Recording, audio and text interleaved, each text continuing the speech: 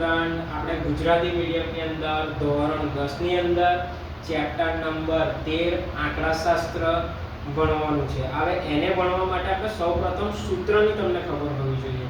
કઈ ખબર હોવી જોઈએ? સૂત્ર, કે આમાં કયા કયા સૂત્રો વપરાશે. તો આ વિડીયો તમારા માટે સ્પેશિયલ સૂત્રોનો છે.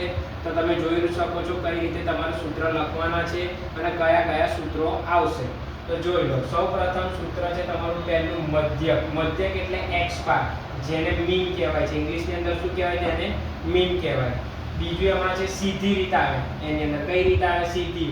તેને પ્રત્યક્ષની રીત તરીકે પણ ઓળખવામાં આવે છે. હવે ઇંગ્લિશમાં એનું લખવાનું કે શું કહેવાય? ડાયરેક્ટ મેથડ કહેવાય. શું કહેવાય છે તેને? Direct method. એના પછી આપણી પાસે આવે છે રીત ધારેલા મધ્યકની રીત, જેને અઝ્યુમેડ મીન મેથડ કહેવાય. કઈ કહેવાય? એઝ્યુમેડ મીન મેથડ. હવે જે ધારેલા મધ્યકની રીત છે એની અંદર તમારે સૂત્ર કેવું છે?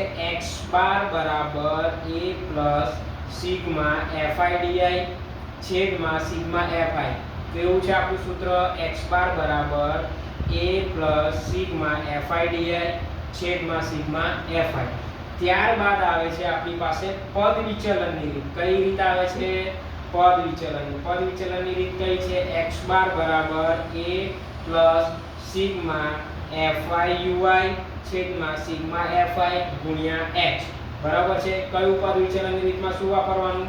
x બાર બરાબર a પ્લસ સિગ્મા fi છેદમાં સિગ્મા fi ગુણ્યા h. બહુલક, જેને આપણે મૂળ કહીએ છીએ, તેની સંજ્ઞા છે આપણી પાસે z. કઈ સંજ્ઞા છે? z.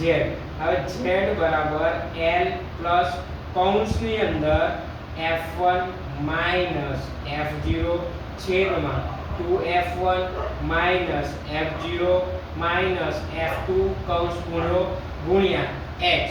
બસ આટલા સૂત્રો છે. આટલા સૂત્રો જો તમે કરીને જશો તો કમ્પ્લીટ તમારા 16 માર્ક્સ 10મા ધોરણની અંદર બોર્ડની એક્ઝામમાં આવશે. ઓકે.